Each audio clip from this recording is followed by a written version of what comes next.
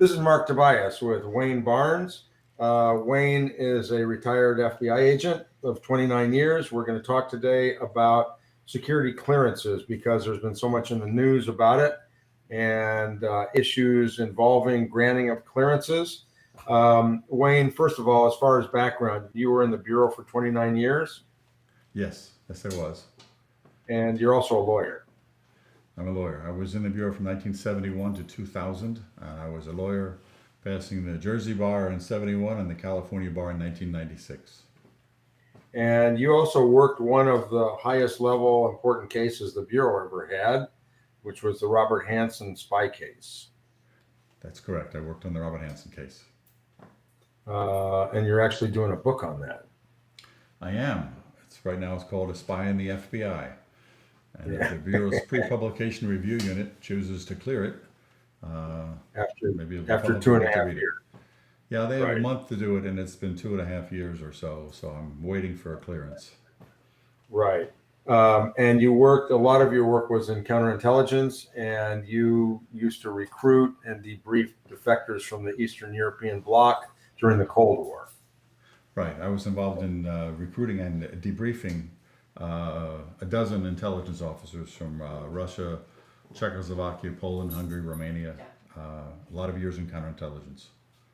Right. So you've done a lot of interviews. Yeah, I'd like to pick a number, but I tell my children, interview anybody you ever meet, even if it's not official.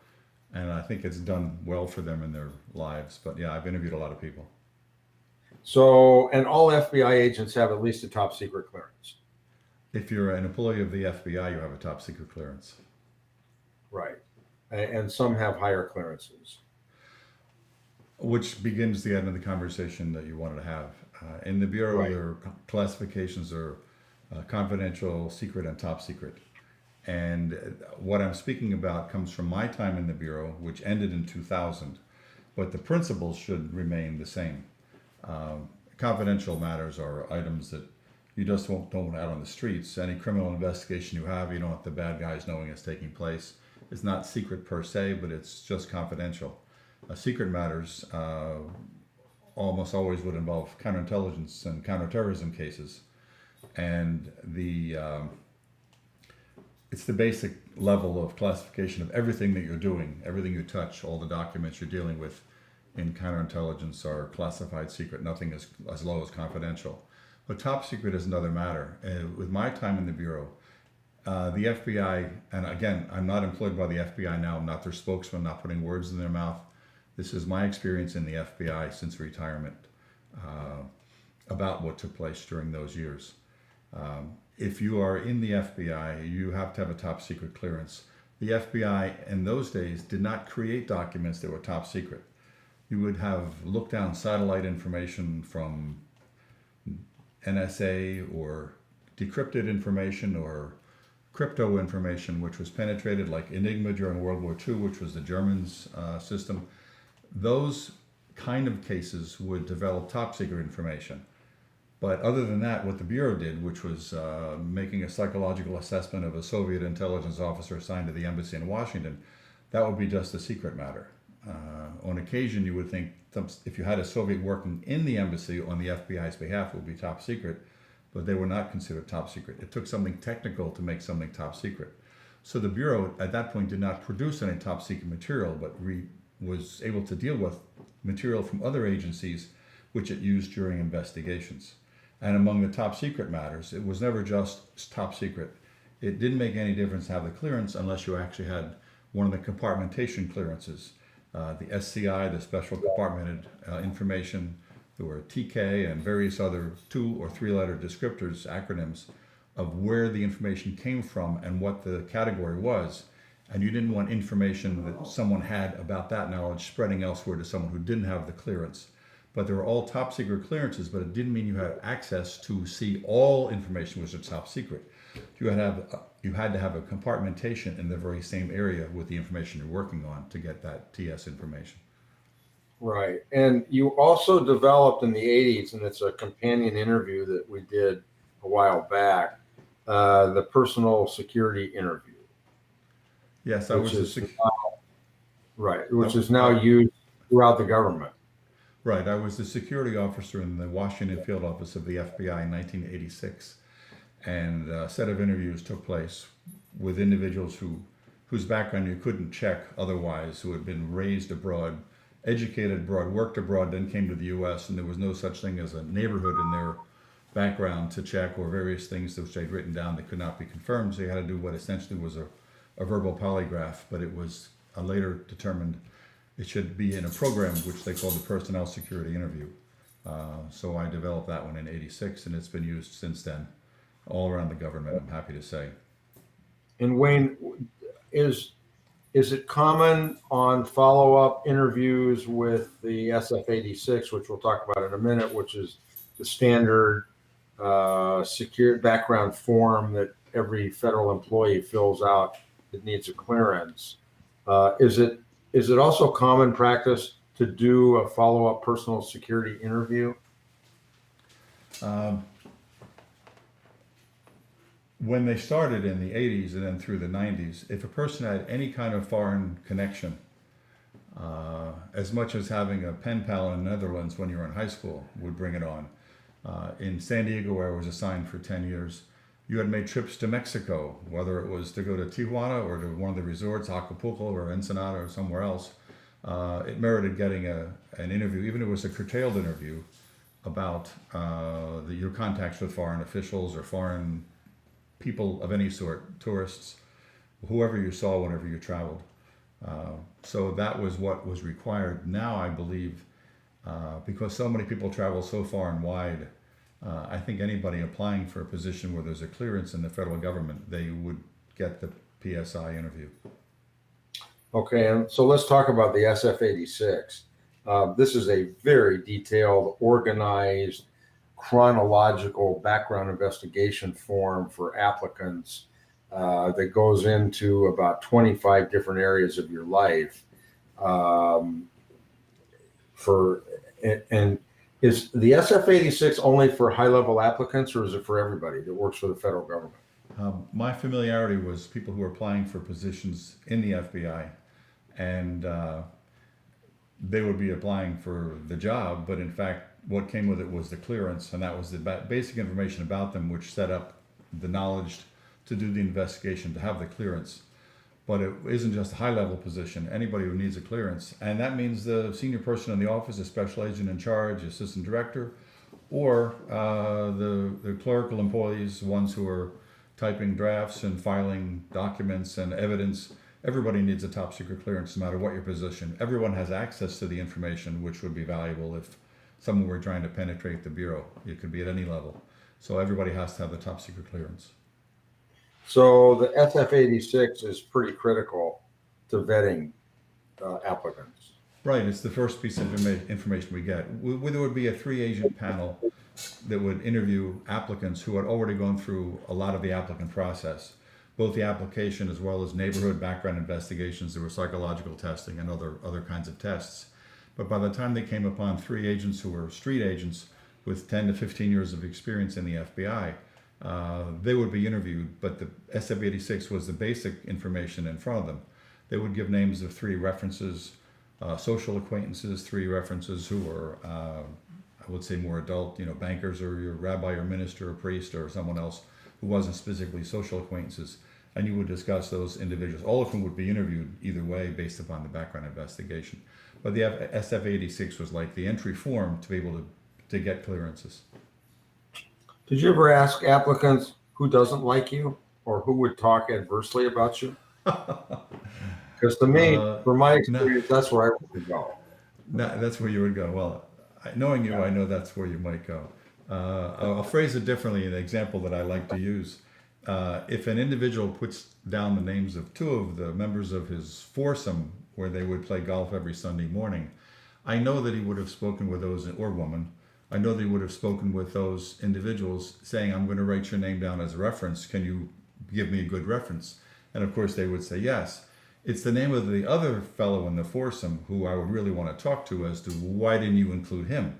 Well, maybe you had other references and he didn't fit on there. But more than likely, that's the person who will say, oh yeah, Joe cheats every Sunday morning on his golf score. I can't stand it. No one's looking. He kicks the ball and he does whatever. but things which might be said by someone who wouldn't recommend you are what we want. So we'll talk to those references given to us, but the secondary layer or circle of people, picture the bands around Saturn. It's not just the ones that are in close, the ones that go farther out are the ones you want to find who know the person who would not recommend them. It doesn't mean you're looking for dirt, but you want to find what the person is really all about, what makes them tick. So you need someone who won't just be a yes man when it comes to interviewing the applicant's references. So Wayne, during your career, give me an example where you've done because you've done applicant investigations for the White House, for federal judgeships, for ambassadorships, the whole gamut. Give me an example where information was developed that the people didn't get their clearance, either for a federal judge, really important lifetime appointments, or a United States attorney, chief prosecutor for a federal district. Right. It's important for the person who's the applicant or the nominee, if, for instance, a judgeship. I did nominees for the President's National Science Advisory Board. It may not be well known, but not just wealthy people, but presidents of universities and research facilities. They have to have clean backgrounds as well, because they give out millions and millions of dollars in grants, besides just people who are applicants for the FBI. I will give one example that came up in San Diego, and if you find this to be an appropriate example, I'll go on with it. But there was an individual nominated to be the U.S. Attorney for Guam, and he would have been the first Guamanian who would have that position, which was highly sought after to have that person take the position. But as it turned out, after a few days of investigation, again, I was running a team of 18 agents, and we were given 45 days to conduct the background investigation on every individual who was a nominee for these high-level positions. And after a few days, someone came back and said the neighbor across the street suggested that the man might be gay, which is not a problem, but he hadn't mentioned anything about gay, also nothing about any social acquaintances who were in the gay community. And most of what he did as an attorney was actually writing wills for people who were dying of AIDS. And when I went back to talk to him, I asked if he was gay and a set of other questions. And he became very upset. He stood up, he was red-faced, and he said, that shouldn't make any difference. I said, it doesn't, but I need references of somebody who's gay in the gay community so they can, give us their opinion, good guy, bad guy, or, just any information is fine. But not to speak to these people would be incomplete for the background investigation. So he refused to give any names. So when we wrote up the report, it's never written up so that you recommend or don't recommend someone. That's not up to the FBI doing the background investigation. We would be doing this for the Department of Justice or for the White House or for Capitol Hill, for judgeships. And we provide the information to them in the report. And if they see that the person was not responsive and unhelpful and not forthcoming in providing information about their lives, they won't get the clearance. There's just too much which is hidden. You assume at least half of his life was in the gay community, and he refused to give us any names. That's just one example, but the idea is not your background. Can you have something in your life which someone else could extort you about? And that was really the problem here. If you were in organized crime and you didn't give names to people in organized crime, it would be the same idea. Who would you want to be able to interview? Well, the Bureau wants to interview everybody, and especially in judgeships. References they give, the people in the next circle out, like I mentioned, the fourth foursome in the Gulf. But you would talk to people who, for judgeships, who opposed them in court. But then again, people who didn't oppose them, but just knew of them, what they did in court. Judges who had been courts they'd been in, but actually didn't know the people. So you would want anybody who's in the satellite of the person's area where they have existed to give you an opinion or a thought. And if there's a lead to cover, then you go cover the lead. But you do it very objectively. But they have to be forthcoming. It's the classic idea that the crime is not as bad as the cover-up. And if you refuse to give the information, it's like a premeditated cover-up, which is a bad thing. Private sector, because you do a lot of background investigations for high-level companies in the private sector. That's basically correct. The same protocol as you used in the Bureau? Right, it's the same principles. The Bureau is, once you get a position in the Bureau, they really expect you to be there for your entire career. But when your career is over, it's the same interview process that we used in the Bureau. I have had a lot of times with wealthy individuals, CEOs of very large companies, who are hiring someone who they don't know, a person who will be under them. Billionaires will do this. They'll buy a newspaper and they want a new editor or publisher in chief. They're going to run a offshore accounting system, and they don't know the individual who they're hiring who's highly recommended. So I will go through what essentially is the personnel security interview concept, so you can put down enough information so that the client, at this point, not Department of Defense or the FBI or Justice or the Office of the White House, but the client will know what makes him tick. And that's the very same principle. And they want to know what the man's all about, or the woman, and that's same process is used there. And is it important for corporations, high-level positions, that they do this? Well, I guess that sounds like a simple question, but it sounds I simple. think many corporations may not. Well, just the training experience of being in the FBI and doing it there. When you leave the Bureau, there are just so many gaps in the background investigations. CVS is hiring 1,000 people, and they all do the urinalysis, the pee in a cup. That's your basic. Are you using drugs right now? But there's so many other things in people's lives which are important. But most companies would not go through the full background investigation as we would have for clearances. But there's still things they should know about the individuals they're hiring. I had an individual who was with a finance company, and everything seemed like he was a perfect individual to get the position. He was a high-level person. He was a wealthy individual. But as it turned out, he had a credit report that wasn't as high as it should have been, his credit number. And I found that he had a lot of money owed on one credit card, which was a big surprise. And to me, I knew the answer before we went any further. And that was either he had a escort service who was paying on that credit card, or he had a gambling habit online. And the way it worked out was he had a gambling habit. So that's something which, if the background had not been conducted, the individuals involved with the company who were going to get in business with him would never have known that. So that was a crucial factor for them. It's just like not getting a clearance, not getting the company to take you on because of the information learned. So Wayne, what's your advice? Anybody that either fills out an SF-86 or is interviewed for a position, either federal or private, what's your best advice to them other than to tell the truth and full disclosure? Right. Well, when you're a child, start living the straight and narrow. Yeah, and stay off Facebook. Yeah, they are Facebook. There are a lot of people not getting jobs because of pictures on Facebook from 10 years ago. And that's really a shame. Yeah, the straight and narrow, your college people will think you're too straight and narrow, but if you want that clearance, that's very important. I have two sons who needed clearances for the jobs they had. And one of the reasons that they were up for their positions were others in the companies could not get clearances based upon their activities in the last few years. So I tried to raise them right, but having straight and narrow lives is important. It's also very important not to leave gaps when you fill out an SF-86. It is the organized way you would approach what is a resume or a curriculum vitae. They will be inconsistent from person to person. They won't have quite the same information organization. So the SF-86 is really the government's effort to have your background and your resume in one place and organized. But very important is to have it complete. When you have jobs you had from one time to the next, you can't have any gaps. Even a 10-month gap in 1985 from February to December. If there's no job there, you have to explain where you were, what you were doing. And if you fill in the gaps by edging the numbers up from one job and down from the next, and it's found that you didn't really work there for those 6 months, if you were lying, why were you lying? And there's no real good basis to lie.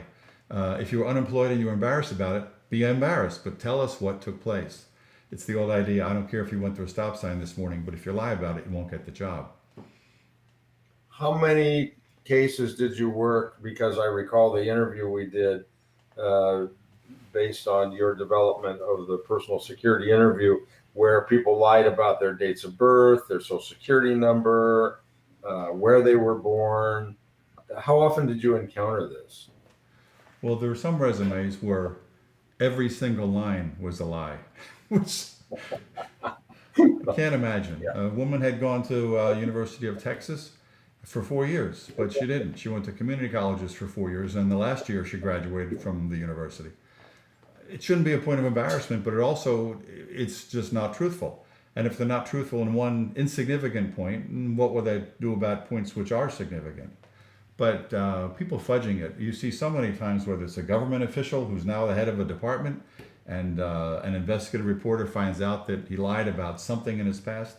Just tell the truth. I mean, it really works out better. Your head hits the pillow at night and you fall asleep. You get the job and you keep the job.